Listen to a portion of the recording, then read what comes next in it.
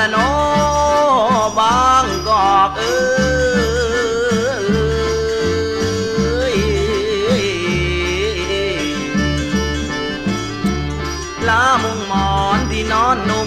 มๆลาอกคุณสาวรุ่นเคยกอดสองแขนสอดกอดเอวมดตาน้อยพาลอ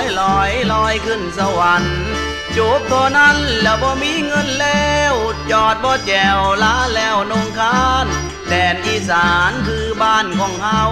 ถึงสีเศร้าเสียใจพ่ายแพ้เพราะเลือดแผล